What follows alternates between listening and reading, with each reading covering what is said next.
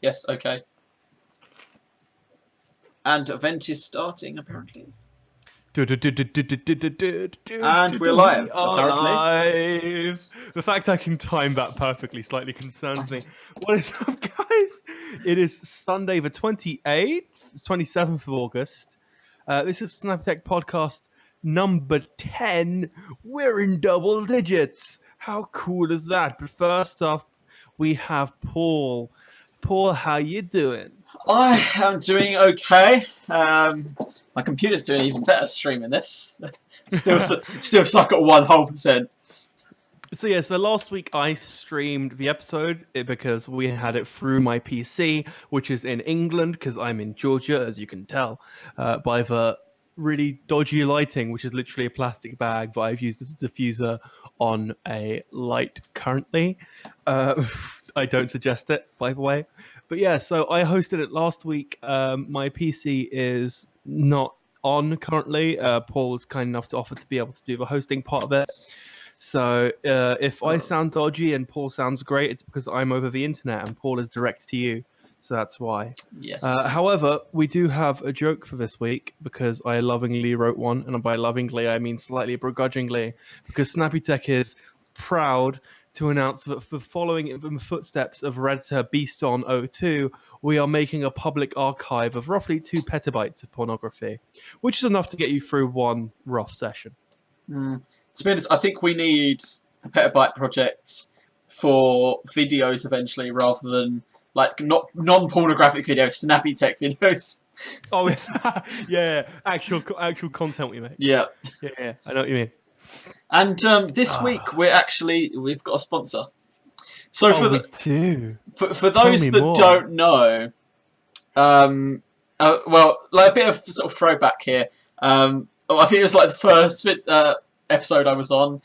I kept making up fake sponsors from real companies. No, that's not true. Okay, the first episode you were on, you kept name dropping real companies. Yeah, and I was like, you can't name drop real companies. I was name dropping real companies as like, but they were fake sponsors, but they were real companies, and I got told off for this. So apparently, I can drop fake sponsors, but it can't be real companies.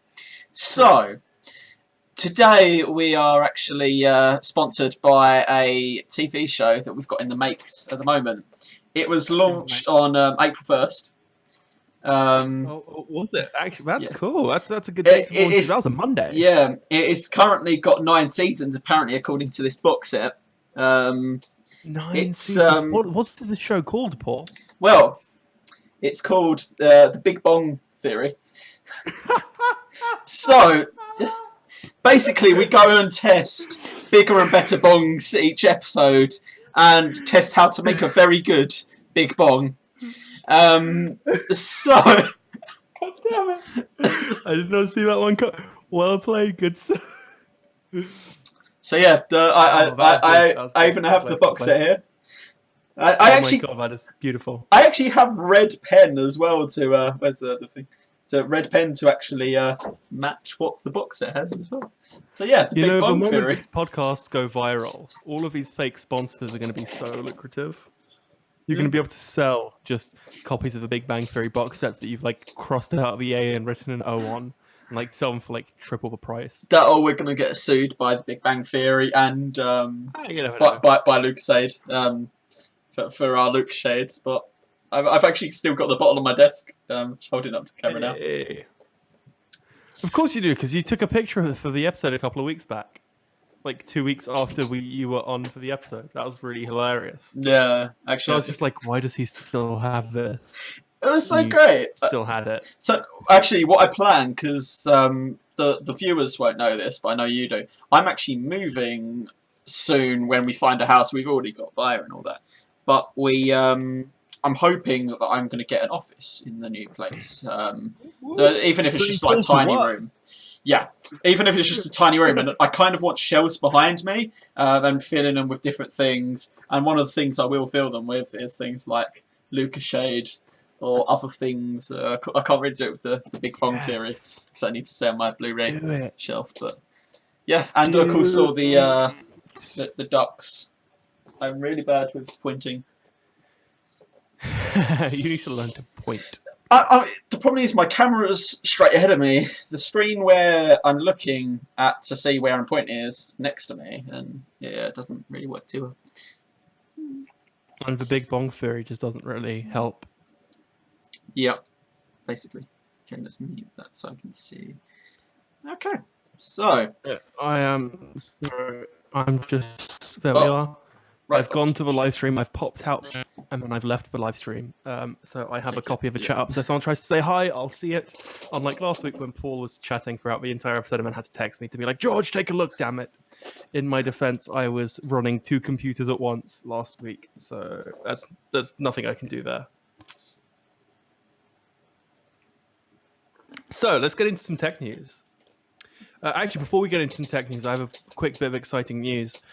3 weeks ago, I did a interview. Paul, I think you're roughly aware of this. yes, You also got a copy of a rough cut earlier today. yeah, If you go to smpy.tech/prettymuchanything, that's the actual link. That's not a joke. It was a joke on the show, which is why that's the link now. So if you listen to it, you'll get the joke and you'll be part of a team. Go do it. It's a good idea. But yeah, if you go to smpy.tech/prettymuchanything, you'll stumble across the podcasting couch, which is the name of the podcast. They did an interview with me. The episode is going to be about an hour long. It's expected out either later today or early tomorrow. I was going to show like a preview, but I really wanted it to be out before I showed the sort of like snippet of the episode. So we'll do that next week instead of this week. But yeah, go check that out. If you go to smpy.tech/prettymuchanything, it's currently just a link to the podcast, like overall. Once my episode is out, it'll be a link to specifically the episode that I was interviewed in. It's about an hour. We talked about a lot of random stuff. Somehow Ajit Pai pops up in every conversation I have. So we talked a lot about Ajit Pai. We talked about how the US is basically the EU. Yeah, it was an interesting conversation. Did you it wasn't all about tech. Did you talk about how the name Ajit Pai sounds like a shit pie? No, we didn't, surprisingly enough. That is an amazing topic, though. It sounds exactly like a shit pie. Yeah, I'm not sure the chairman of the FCC would approve of me saying that, though. I'll be completely honest with you. However, yeah. with that announcement out of the way, and I'm not going to fight you on this, I'm just going to overrule you. Well, my announcement, yeah. Oh, do you have an announcement as well? No, my announcement that a shit pie sounds like.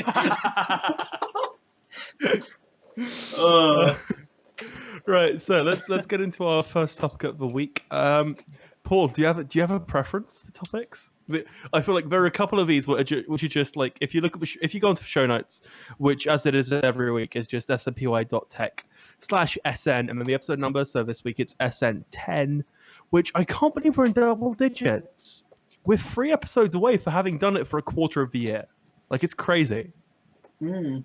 Well, I'm thinking the first topic I want to talk about, which is quite apt considering this piece of shit is charging at the moment. It's Android O, and I'm very excited because I'm going to actually as soon in the next few days. I have a joke for this, but I think the box got thrown away. I can't see it at first glance. It's like yeah, I saw that.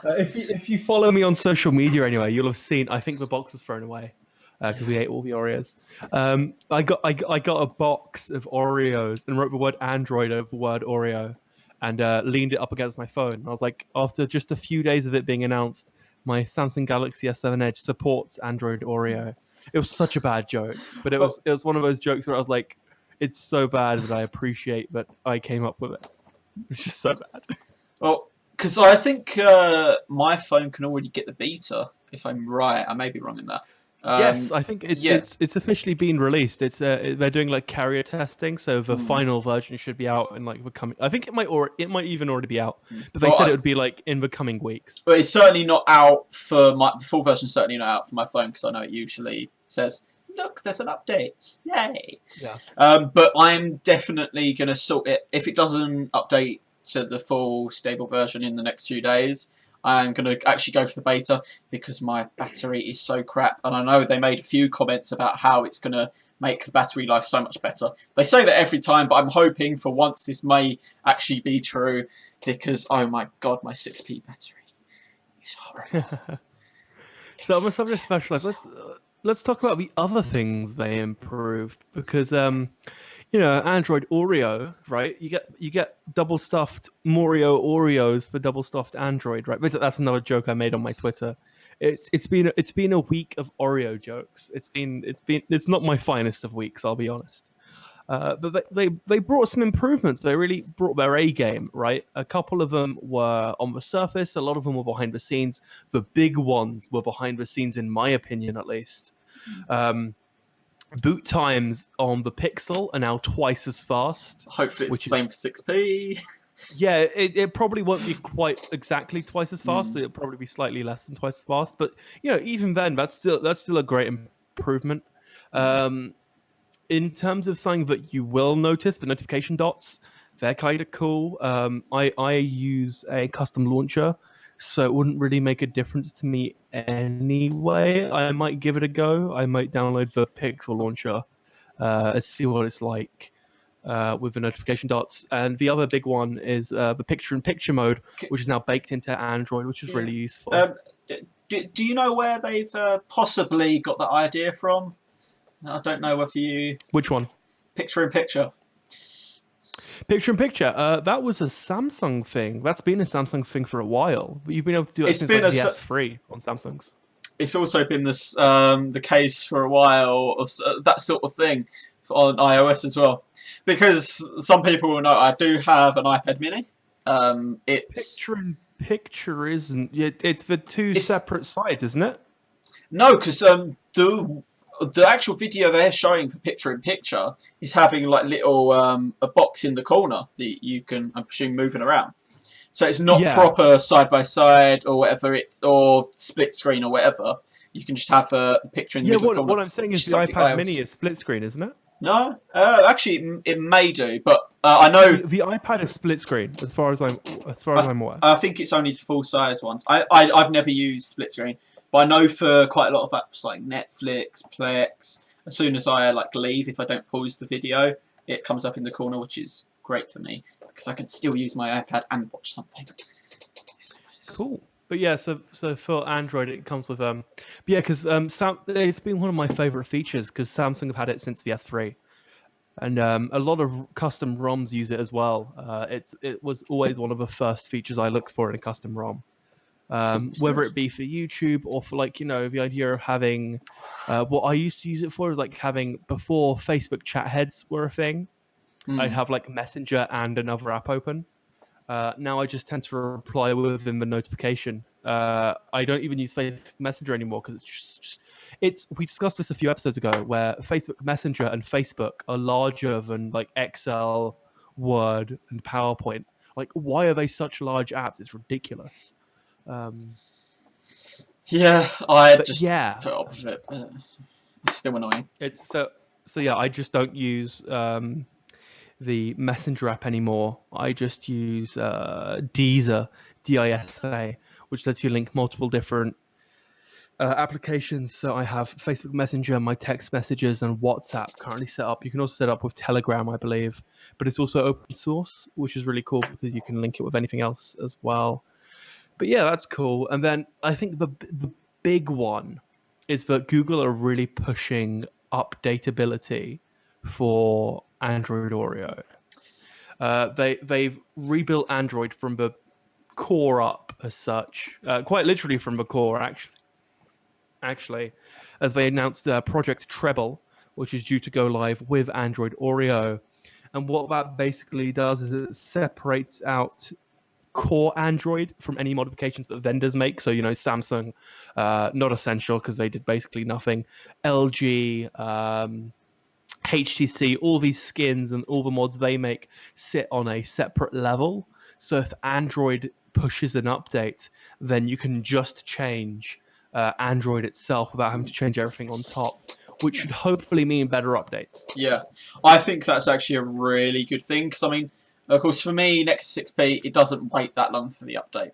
because being a stock Android phone. But my phone before that was the LG G2.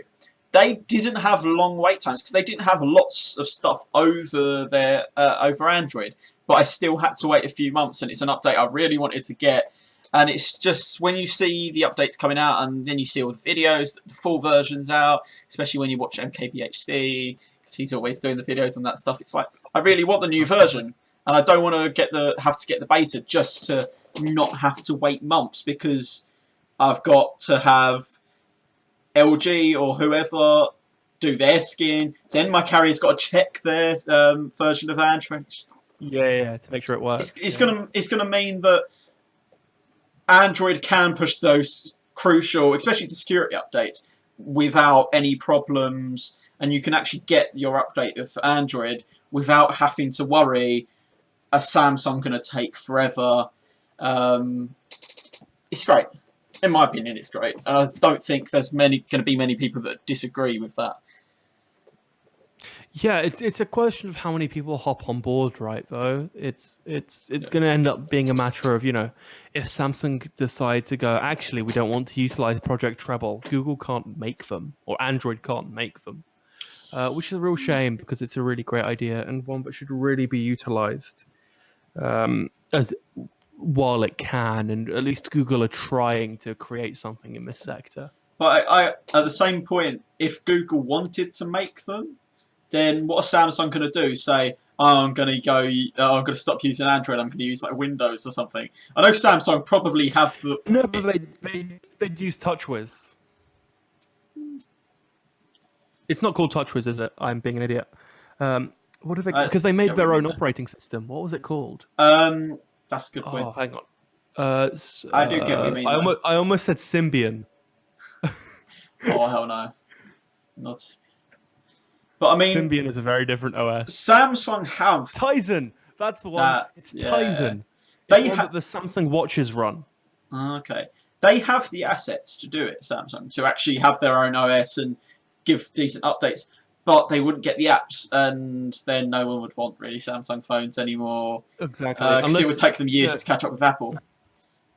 The way to take a look at it, to consider it, I think at least, is if you own a Samsung phone. If you don't, I'm sure they've a web version of it. But if you go to the Galaxy Apps application and just look at the applications that are in there, those are probably the only apps you'd have if Samsung decided to switch to Tizen. The interesting thing about Tizen being, though, that it did support Android apps. So Android apps did work on Tizen with a bit of tweaking. Okay. So maybe what they do is they'd make it the developer journey as simple as possible in an attempt to sort of sway over as many as they could. Yeah, though I'm sure Google would push back on that a lot. If they're going to be like, no, you can't use Android, they're going to, at the same point, enforce, like, you can't use Android apps on there, or it can't be possible to use it with these. Yeah. But yeah, there are like 3 or 4 phones that run Tizen, and then a bunch of smart TVs and their watches. But yeah, it's just. Let me take a look at this. So the latest release was 3 months ago, so it is up to date. Okay. Kind of. It is, from a security point of view, it is so full of holes, but it's just hilarious. There was a security researcher that took it apart to a level where Samsung had to come out and go, "Oh, it's that bad." But yeah.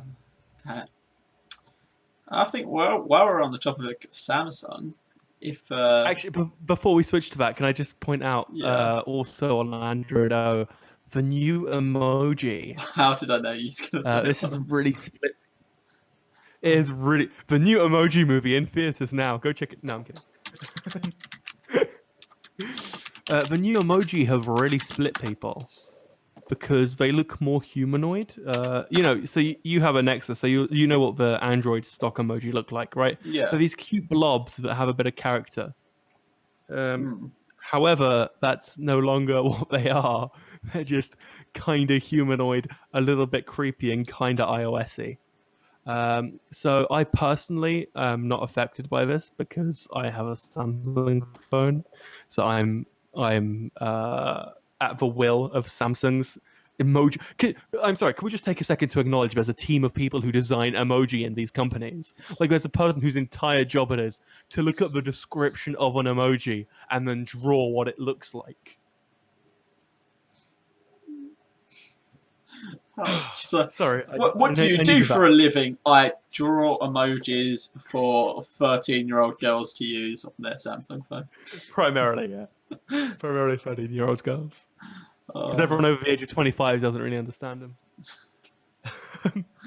What are emojis? My dad uses emojis so badly that it's like hilarious. Anyway, Samsung. Yes, you wanted to transition. Go for it. So you can take the lead. Yes, as we're on the subject of Samsung and in their infinite wisdom, they have brought out their next version of the exploding phone. In other words, this week they actually announced the Galaxy Note 8. It's well lit, but not quite as lit as the Note 7. Yes. Oh, what a fire joke! Oh, sorry, go for it. I didn't mean to steal your fire. Your thunder. How many jokes can we make of that? I don't know, but we don't want this to blow up too much, man. It'd be horrible. But I bet after last year's, the sales are probably not very booming. Anyway, sorry. Let's carry on with. I just want to let me check the live chat. Is there someone enjoying this? There doesn't seem to be all as well. Carry on. I just expected to look in the live chat and just someone be like, "Please stop." Sorry, carry on. Okay, so I mean, from what I've seen of the specs, they're kind of as you'd expect. But what are your thoughts on them? They're pretty bog standard, really, right? The screen is slightly bigger. It's a slightly larger resolution, and by slightly I mean it's got like 10 more vertical pixels. Or something like that. It's like a slightly taller screen, so it's like technically higher resolution kind of deal, right? The amount of RAM is great, 6 gigabytes of RAM. That's quite hard to say no to. That's literally more RAM than the laptop I'm currently live streaming from. Well, I'm not live streaming from, right? But you know what I mean. My laptop has 4 gigabytes of RAM. This phone has 6. That totally doesn't make me feel insignificant at all or inferior. No, sorry. The amount of storage is 64 gigs in the UK, can be 128 or 256 depending on where you are. That's normal for Samsung in the UK, whatever. Stick a micro SD card in it, you'll be fine.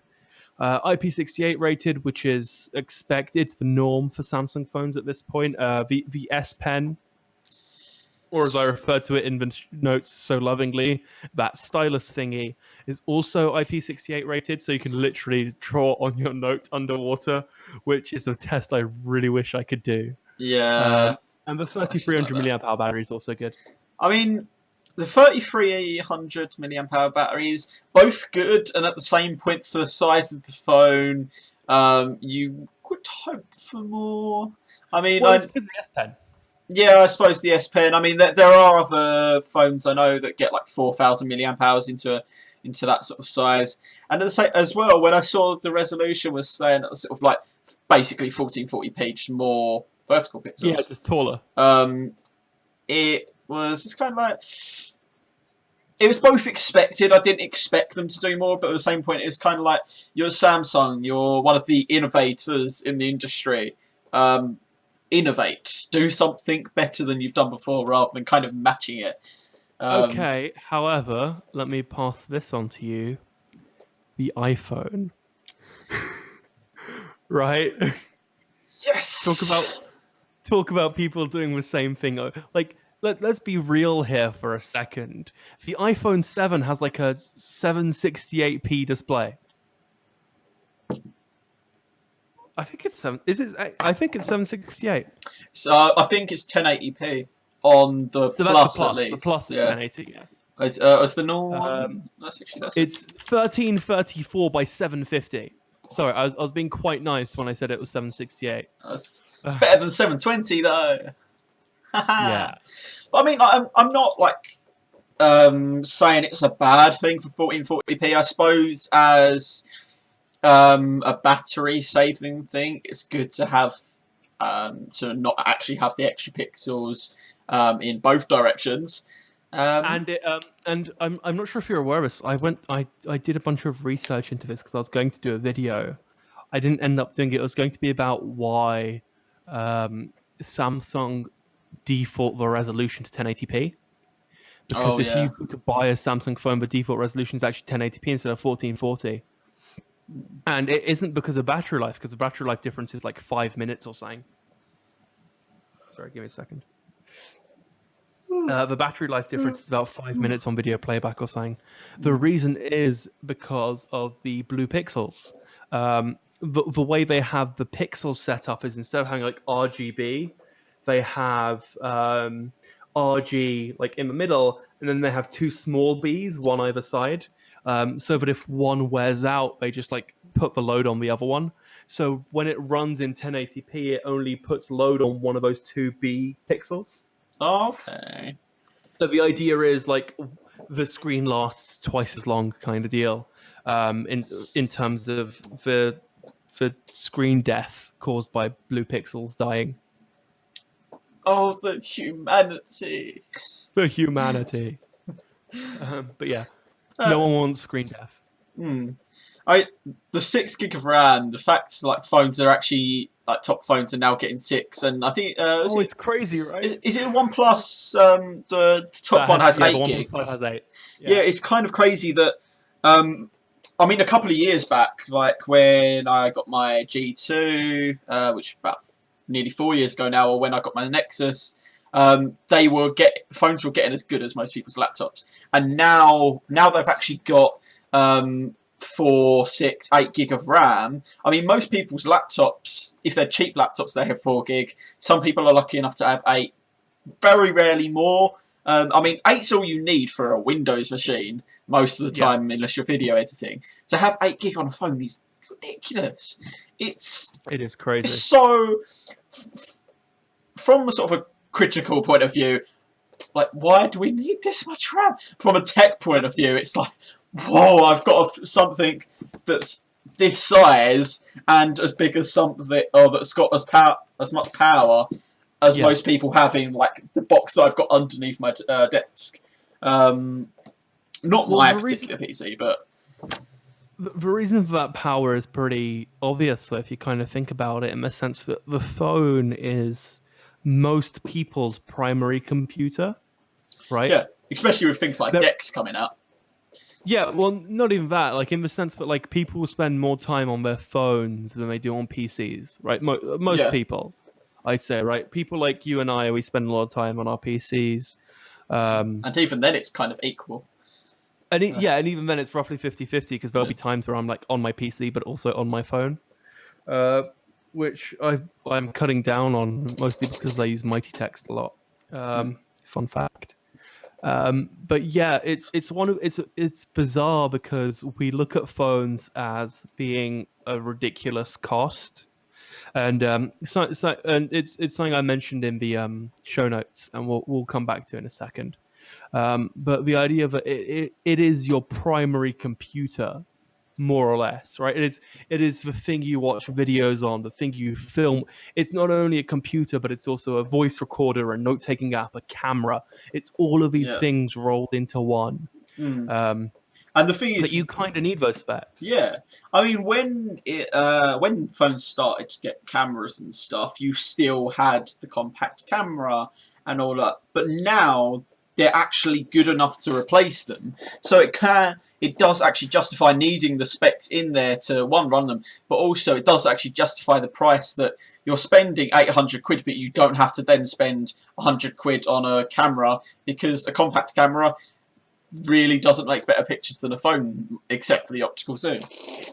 What I do want to point out is that it's better camera for amateurs. I guarantee you can go to any professional, give them an iPhone 7 Plus or a S8 or whatever you want to give them, and be like, hey, use this professionally. They'd like throw it against the wall and be like, no. I mean, it's fine for like most people. Yeah, I mean, professionals, they're gonna have a like 300-400 plus pound DSLR. So and phone cameras are never going to replace DSLR. Maybe in 10 years that they might get close to replacing current quality DSLR. Well, but yeah, I think part of the issue is the physics of it, right? You Yeah. need that large sensor, and you can't put Yeah. a massive sensor on a phone, right? There Yeah. just literally isn't the space. Yeah, and also having the optical zoom is really good. I mean, with getting higher and higher res, you can get better zoom quality while it's digital. But the And higher the res, stabilization. the better. The higher the res, it's ends up being worse color, or not color brightness, Yes. because of the smaller pixels.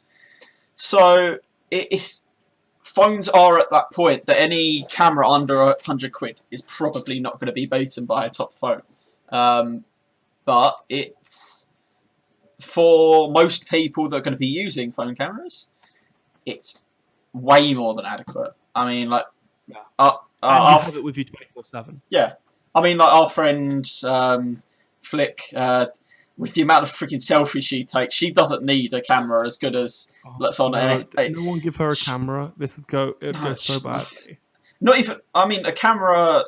Yeah, probably not. But any Also, phone. If you sorry, really quickly to interject. If you ever need a selfie sent to you of Flick, just send an email right over to Felicity at snappy-tech.co.uk, and I'm sure she'd happily send you a selfie directly off her Snapchat. Let me just check her email real quick. I think that's her email. I think it's Felicity at snappy-tech.co.uk. I forget she has a Snappy-Tech email. She's our scary. She's our PR manager. Damn it, Paul.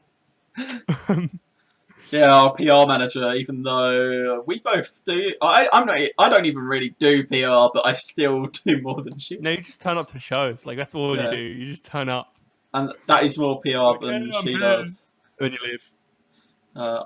Actually, me and George were having a conversation the other week that if we ever get company phones and she gets one, we are not giving her a phone that has any more than 64 gig memory. Even that's too much. Some phones don't go below that, and we're certainly not letting her realise if it has a micro SD card.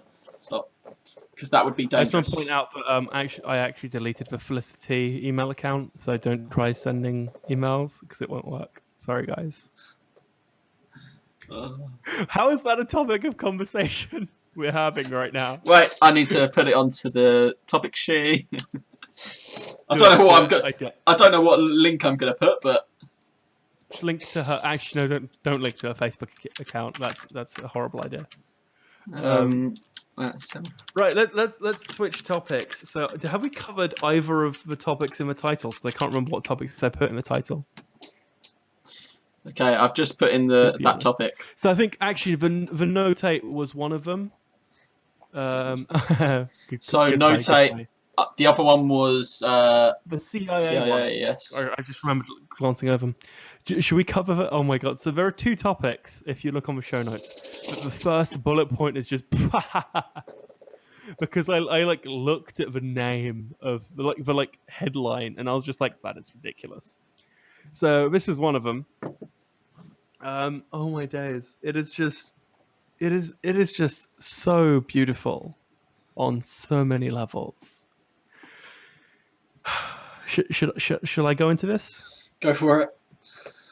So the CIA, the Central Intelligence Agency in the US, created a fake software update in order to steal data. Now, you may be wondering, George, they're the CIA. Of course they tried to steal data. Who are they stealing it from?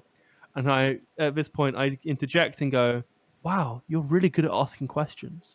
They're stealing data from the FBI and the NSA and the Department of Homeland Security. Yep. Okay. They're literally spying on their own teammates. So, dear America, how fucked up? Not how spying works. How fucked up does your country need to get that one of your main organisations can't even trust other main organisations for security and stuff, and actually has to hack them. How fucked up, how messed up do your country need to get? Ridiculous. So, but the details behind this is there's a Trojan installed called Express Lane, which sounds smooth and express, actually. This software was installed by people at the CIA, obviously, and they tricked people. They tricked the agencies. They installed them on, saying that they were biometric collection systems. So the idea being that you'd use this to share information with the CIA, right? If the FBI were like, "Hey, we have this thing we want to show you," they'd send it over via this channel. But it was actually all along just a Trojan. I'm sorry, this is just too good. This is just too good. The real purpose of Express Lane was to, quote, verify that this data is also being shared with the agency. What this basically meant was the CIA wanted to make sure that the FBI, NSA, and Department of Homeland Security weren't hiding information. They didn't want the FBI to be like, "Hey, we have this bit of information, but we're not going to share with them." This also meant that the software would automatically cut off services if they didn't share information with the CIA, which I find I imagine that's how they found out. I imagine someone at the FBI being like, "You know what? I'm not going to share this file with the CIA," and then all of a sudden, like, the system shut down, and that's just how it happened. Oh crap! We've got hacked. Oh, not them again. Oh, it was the CIA. Everyone. Look, can you imagine that press conference? Can you imagine being in that briefing room? "Guys, we just got hacked by someone major. It's a big deal. We have to sort it out." "Oh wait, don't worry. It was Jeff. It was Jeff from the CIA. It's fine. It's fine. It's all." All of the government agencies, from what I understand, they all hate the CIA already, and they're just proving why they should. And I understand. It all makes you understand why CIA had to do it, because no one wants to tell the CIA anything, because the CIA are just dicks. It's a perpetuating cycle, right? They piss off everyone in the world. Every agency in the world, I swear, must hate them. Yeah, it's like CIA does something shady. Everyone else decides they don't want to work with CIA. CIA go, "Oh, we need all this information, so we need to do something shady." Everyone goes, "Oh my god, I can't believe you're doing something shady," and it just cycles. It just keeps going forever and ever. Yeah, but that is kind of CIA's sort of how they work. They don't do many things that aren't shady. It's kind of the point of the CIA. Yeah, I guess. Yeah, because I mean, CIA, that they're not actually allowed to work on American soil because they are an international people. So when you're basically a bunch of sort of spies and special agents, when you're only working internationally, most of it's got to be kind of shady and unknown. Yeah, I just want to take a second to apologize to everyone. If you're watching the video, you probably just saw me like yawn massively as Paul was talking. It's not because he bores me. It's because I'm running off like 3 hours of sleep. My dad arrived in Georgia this morning. We picked him up from the airport at like 5 a.m. and so I've been awake ever since, and I need sleep soon. It's currently 11:30 here because I'm in Georgia, not in England, and time zones are a pain. You're a pain. Yes, I am. On the subject of pain, I don't have a clean transition. On the subject of pain, online hate crimes. Okay, I was thinking you was going to do the one below the CIA, because that could be kind of painful after a while. Actually, no. Let's go for the one above the CIA, because that's also painful in the fields. Facebook, in their infinite wisdom, has gone down not once but twice this week, majorly at least. Because Facebook is one of those things where it's just such a big tool that it's always not working for one person, right? But they had two major outages this week, which is really bizarre because for it to happen twice in 1 week is it's odd. Hopefully they're on top of it. For all I know, it's not working right now, and we just can't tell. I was tweeting about it really sarcastically during the week, both times. Actually, I think it was primarily the first time it went down, where I was just tweeting about like this. I was just like, "This is the reason we need Twitter. Like, where else am I supposed to rant if Facebook isn't working?" But yeah, it went down twice. The first time, the issue was resolved within a few hours. It was also resolved within a few hours the second time. It was really bizarre in the sense that it seemed to be an issue with people logging on, where if you went to use Facebook and got logged off for whatever reason, you then couldn't log back in. Or if you went to use it on your phone, you get logged off and you couldn't log back in. Interestingly, it was really bizarre. The first issue, you could actually sort of circumnavigate it as such if you used incognito mode on Google Chrome. So I tested it to make sure like it worked, but I'd go into Facebook on a regular Google Chrome tab and it would refuse to connect. And then I'd like open it up in Google Chrome and it would work in incognito and it'd work fine. And I was like, this is a bit dodgy. But it is what it is. But Paul, are we relying on Facebook too much? When you say we, maybe not us two. Well, yeah, maybe not us two. I don't use Facebook. Like Facebook is the platform for me to expand Snappy-Tech at this point. I think Facebook, maybe 13-year-old girls, and maybe the 13-year-old boys trying to chase after those 13-year-old girls. Maybe use it slightly too much. Just really quickly before you carry on with your point, the conclusion to be made here is, according to Paul, the only people on the internet is 13-year-old girls. So carry on. Basically, yes. I think more the point here to be made is that the problem with the internet are 13-year-olds. Okay, yeah, I'll bite. I'll take that. Okay, carry on. How do we fix this issue, Paul? We fix this issue by using Twitter, because Twitter is a lot more fun. But Twitter is flawed and dying. You're flawed and dying. Yes, as are all humans. Thanks for that reminder, Paul. Yeah. Wow, this got done quickly. How the hell did that happen? I'm reminding you that you're human. Oh, human. Right, let's get back to the cheery stuff.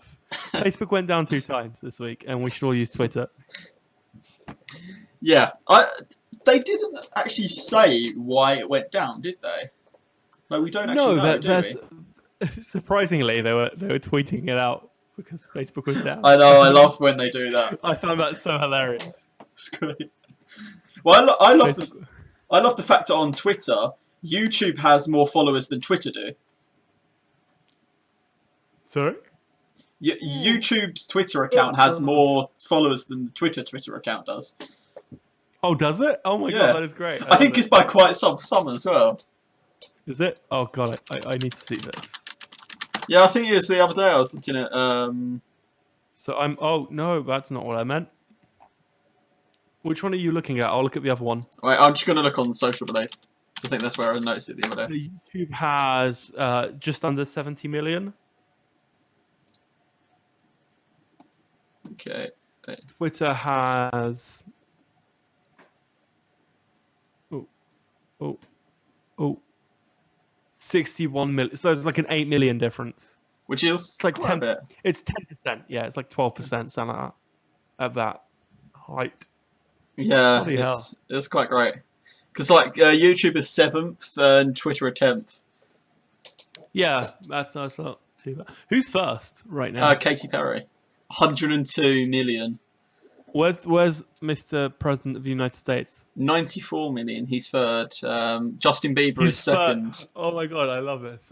So just to clarify, the world that is the planet has decided that they're free idols. No, actually, the third one's Barack Obama. Okay, that's fine. That ruins my point. No, Donald Trump. Guess his one. How many followers? His personal one. Yeah, his personal one. I don't know where I reckon POTUS is. It's not it's actually on probably it. got more than. I want to say it has like more than Twitter, but less than YouTube. Is it somewhere like between? Is it like 8th, 9th? Nowhere near. When I say nowhere Really? near, it's 27th. 36 Oh, million. okay. Donald Trump is the current president of the United States, yet he has about 2.5 times less. Or like Barack Obama has 2.5 times more than him, Yeah. which is great. I like that a lot. Having said that, we are measuring their Twitter following, which isn't exactly a bearing on Well, ultimate influence in the sense that, right, if you're Katy Perry, right, and you tweet something out, that's all well and good, but if you're Donald J. Trump, you make it a law, right? Like it's a real, but if Barack Obama, if his only followers were English, American though, that would mean he has a third of the nation following him on Twitter. That would be great. which is surprisingly also the amount of people that like support Donald Trump. No, it's like actually it's like 1/30th. That's how they should have decided the last election. Barack Obama should have been allowed to do it again, and they should have just looked at the Twitter followers. That's how it works, right? Because I swear Trump has more followers than Hillary. Must do. Bill Gates has more. Oh yeah, like Bill Gates people like opened that. Instagram like 2 weeks ago. Now has like 5 million followers. I know Bill Gates has more, yet he's only been doing it for a few weeks. Donald Trump has more than Drake and Miley Cyrus, Kevin Hart. Bill Gates or real Bill Gates? I think it's Bill Gates. Nope, it's not Bill Gates. I can't actually see Hillary Trump's on here. Yeah, this is only the top 50 I'm looking at. I actually follow Bill Gates on Instagram. It's This is Bill Gates. Oh my god. It was a real toughie. So yeah, he made his Instagram like 2 weeks ago and he has 290,000 followers. I'm just sat here like, good job, Bill. Oh yeah, it's the Instagram he made the other week, wasn't it? Not Twitter. Still, 37 million's not bad for someone that probably doesn't even use it that much. Oh yeah, he's too busy like saving the world or something. And probably having baths of cash. Oh, he doesn't though, right? He's on that 1% pledge. Like he gives away 99% of the money. That is true. I mean, which to be fair, at $1 quintillion US is still getting him minted. Nice. I'd love to be Bill Gates. Just not his who age. wouldn't? No, I'd be fine with being Bill Gates at his age. No, like, just think about it. I'm just thinking that I could have like 90 billion net worth at nearly 20. That would be great. Okay, but think about this. The only reason he has 90 billion is because he gives away 99% of what he makes. Yeah, I think. Imagine if you took the 2%. If you were like, I only want 1% more of my money, right? You were like, really. I'm giving you guys 98% of my money. Like, let's be real here. You're the greedy one. But again, that is net worth rather than actual money. So it would only go up by like $1 billion a year, maybe. $500 million. Oh, only $1 billion a year. Well, actually, he only owns like, I'm not even sure. I think it's only a few percent he owns in Microsoft now, which is still worth like 10 billion or something like that, 13 billion. What you have to remember is if he was, doubling your wealth at that level, when you have as much disposable income as Bill Gates has, doubling your wealth is actually remarkably easy. Doubling my wealth is remarkably easy. All I've got to do is work for a couple of days. No. In the sense that you stick it in a good in a bank account with some decent interest, and all of a sudden you're making like. If you have 200 billion in there, even if the interest is 1%, you're making 2 billion, right? Though something tells me that you wouldn't want to risk putting 200 billion into a bank account. Yeah, you have to really trust that bank. You're not and there's not many banks I would trust that much. RBS, that's what I was thinking of. Or the one that screwed up the other year. Is it Goldman Sachs that made the whole financial crisis? No. It was Lehman Brothers. That's the one. Yeah.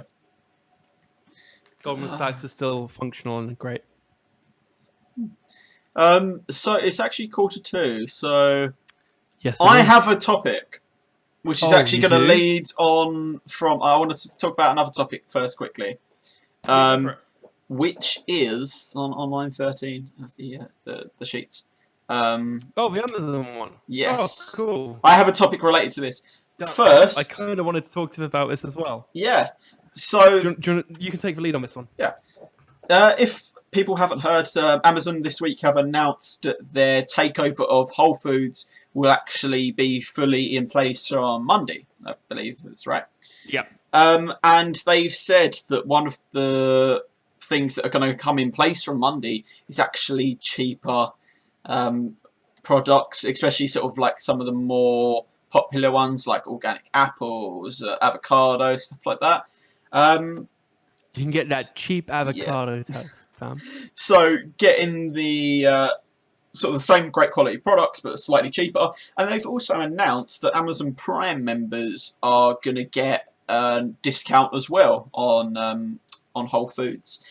And interestingly enough, shortly after they announced this, wasn't it like later the same day or something?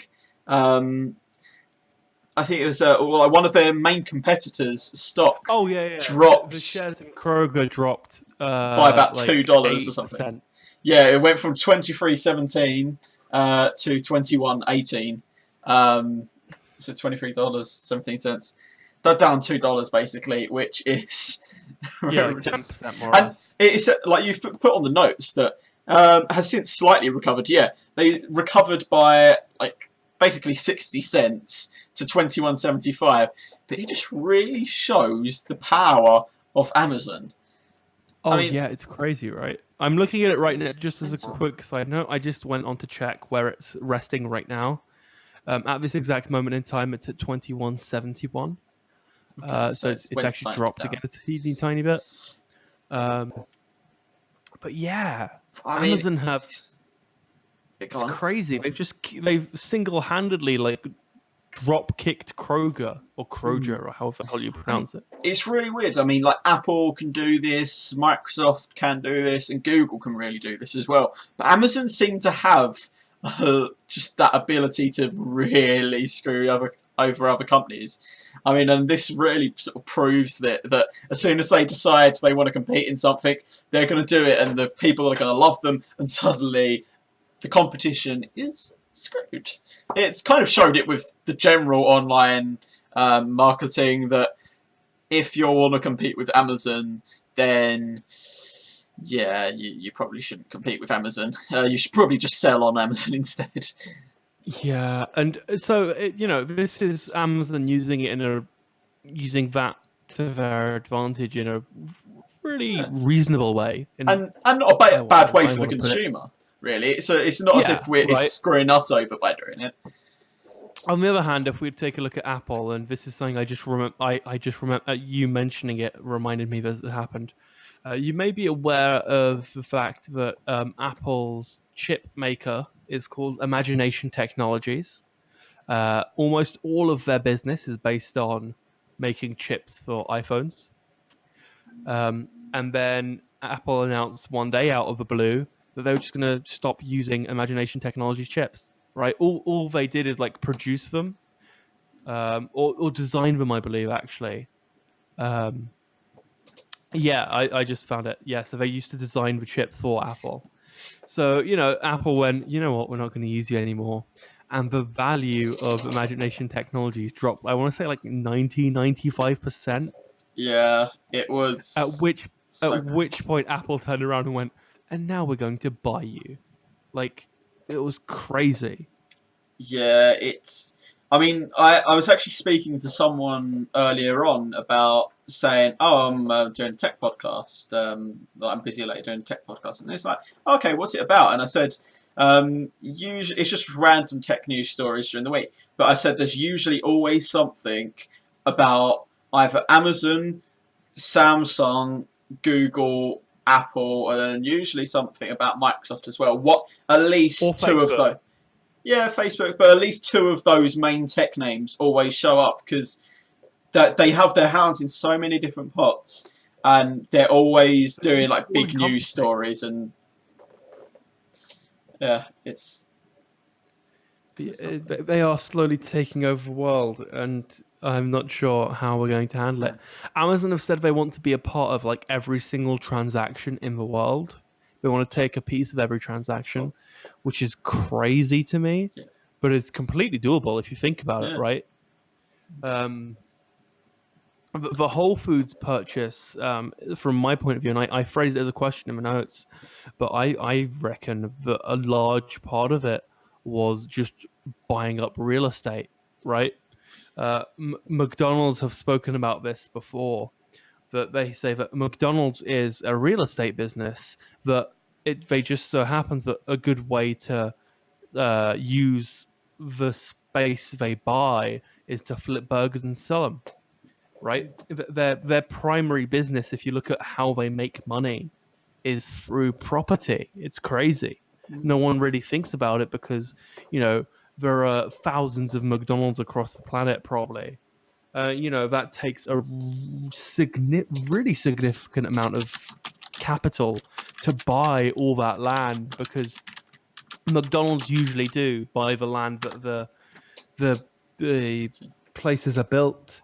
And just looking at the McDonald's here in Georgia, in fact, there's McDonald's in Batumi, which is credited as being like the best McDonald's in the world or whatever. They've got a trophy as you walk in. It's really funny. Just looking at that on itself, like if you think about it, that was a huge real estate buy, because they bought this piece of land in a country that's currently booming.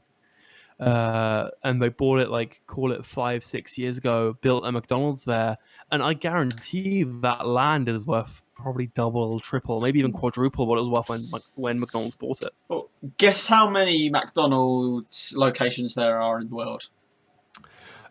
Is it over 1,000? Yes. Is it over 2,000? Yes. Is it over 4,000? Very much so, yes. What? How many? Just guess a number. Is it okay? Is it more or less than 10 grand? 10 grand? Do you mean 10,000? It's more. Yeah. Oh God. There is 35,000 locations. What? How many? What? To put that in perspective, under this, because it's Google telling me this, under it there's people also search for, there are 15,000 Burger Kings, only 24,500 Starbucks. The only one out of these three that is suggested that actually have more, which is actually kind of surprising, because in, at least where I am, it's not quite so popular. But Subway, they actually have nearly 45,000. Really? They have almost 10,000 more. That doesn't surprise me. It doesn't surprise me if you think around the world, but where I am, I mean, it's where we are. It's that and not the as fact popular. that they're the same company, if you kind of look into it. Actually, Subway is owned by McDonald's. is it? Yeah, Wait, let's have a look. I believe so, if I recall correctly. Yeah, it probably does. That can't be us to really look into it. Okay. Is there anything more you want to say on this subject? You had a lead on from that, didn't you? Yes. So I was There's actually someone you wanna reading take that. an interesting article on Wednesday, I think it was, and they were Right. speaking about the acquisition of Whole Foods, and they were actually speaking about how that related to information and data. More importantly, they were saying kind of like data is almost like a natural resource where there is lots and lots of it. There is kind of a limit to how much you can get. And Right, yeah. it's got to a point where, I mean, you can make so much money off of having the right data or people's data. And it's starting to get near to where the limit is, where most of it's already been found. Yeah. So they was actually saying the next step to actually getting more data on people, like with oil, they started on land, then they go out into the sea. So there's more out there. They were actually saying that Amazon's acquisition could actually be down to getting more data off us, because they've got all they can get online, so now they could actually be trying to get it offline. Because That's an interesting play. yeah, the what they actually was saying is that of course, they've as I said, they've got all they can off online, and now they have a massive amount of real estate where they can track. Like I know Amazon actually had a food store where they track your movements around shop, track how long you stand in front of a certain product. Do you pick it up and put it back and all that? And now they can actually, with these, they can monitor what you're buying in the sort of the physical world. They have all these places with cameras. They can monitor what you're doing and all your choices from there, and then use that to sell you stuff on their site as well. And I actually thought I don't know whether Amazon are doing it. Knowing them, it probably can be true because they are people that seem to always be ahead of the curve. I mean, look at where they started. They were well ahead of the curve when it came to online retailers. And I think we mentioned this before, where there's such an all-encompassing company that there's probably someone thinking about it, even if the company isn't, right? Yeah, there's probably someone within the company considering it. And I actually thought it was a really good thought and a very interesting one at that. What do you think about it, though? I'm just intrigued into what data can be gotten offline that's not online. I think that's my big question. Because you can get shopping habits, and I'll grant you that one, but that's only while they're within the store, right? Yeah, I mean, part of the thing was it's a start into the sort of the offline tracking. I mean, online started somewhere where it was only little bits, and now it's basically tracking everything. This is Amazon's sort of jump into trying to make that leap to getting the offline data. It's a start to see whether it is a viable choice, to show that it's actually worth it, and then they can go fully. And I mean, Whole Foods already has lots of real estate, especially in, I think it's mainly in America, isn't it, at the moment? And bits of Canada and stuff. Primarily American. But it is a business that can spread around the world. Could be on most high streets. For instance, in England, you could have it on in most big towns in England, and suddenly you have a lot of people that you can watch. Sort of, and then because it's going around a store, then they can use that information to sell them more stuff, and that's what the whole point of all this data is, to be able to sell people more stuff and earn more money off of it. And it's just like tracking their movement through an online shop.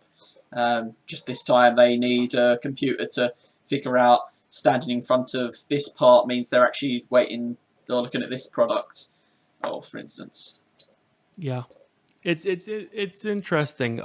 I'm not sure how much it will manifest itself. The big issue for me is the reason we need competition is to keep prices down, right?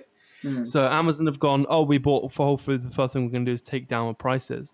That's great and all, but the issue of that is if everyone uses Whole Foods, right? If hypothetically 100% of the population uses Amazon, they can then set prices to whatever the hell they want, right? There's no one stopping them. So it's that difficult balance between, for me at least, between using Amazon because it's just so much better than everything else, but then also using other things because I want them to get better as well. Yeah, I mean, the thing is with Amazon, there's always going to be someone competing. I think at this point in time, Amazon realise that keeping people happy is actually a good thing. And that's something I really like about Amazon. I mean, some of the competitors in other industries feel, okay, we've not really got much competition. We can do whatever the hell we want. Amazon realised sort of the whole business model of keeping people happy or keeping prices cheap means people want to buy more. And that actually, I remember reading an article not long ago about a cafe in England somewhere where they sell fry-ups for like English breakfasts for £1. Because the guy actually read an article that basically if you sell things for cheap enough, you get more people through the door, and in the end you make a profit anyway. Before that, they actually sold £2 breakfasts. They moved it to £1, and suddenly they get so much profit because they've basically always got people queuing to get in the door and sit in and eat breakfast because it only costs £1.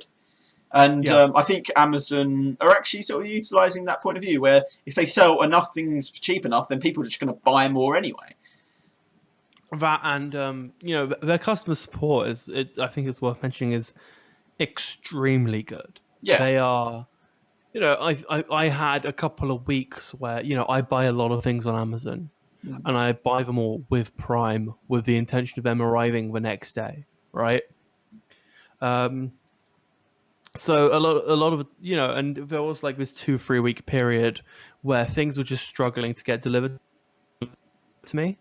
And every time something was late, I'd like ping them on customer support and be like, guys, like, where's my stuff? Like, it's supposed to be here today and it wasn't.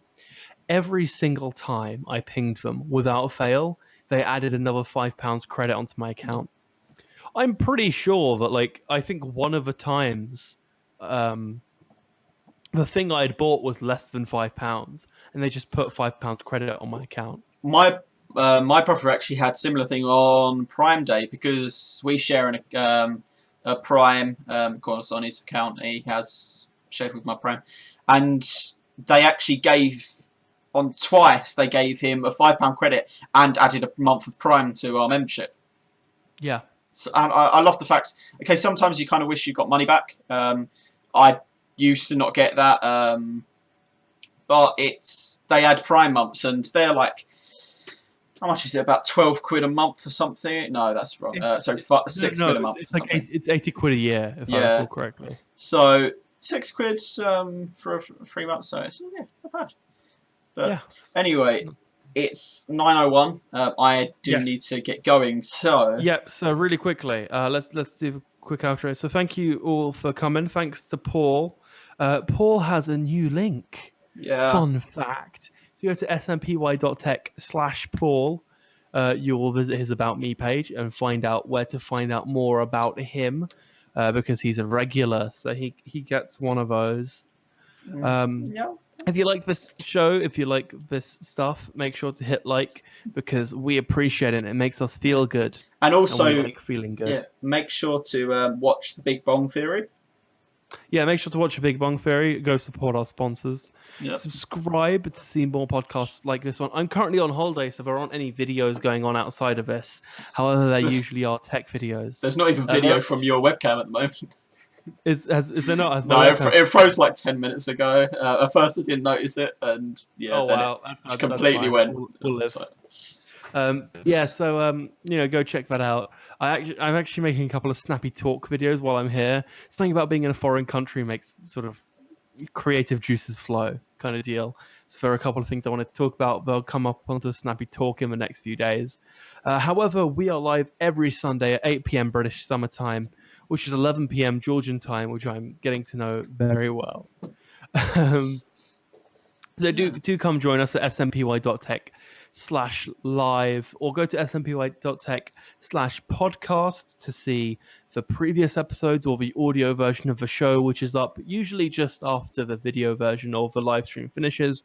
If you want to check out everything we do from Facebook to Snapchat to Instagram, go to snpy.tech/links, and you will get the full list of everything you can connect to us with. However, for right now, though, that is it for the Snappy-Tech podcast. Paul, quick, hit end stream, or whatever the button says. Do it. Go. Bye. Peace.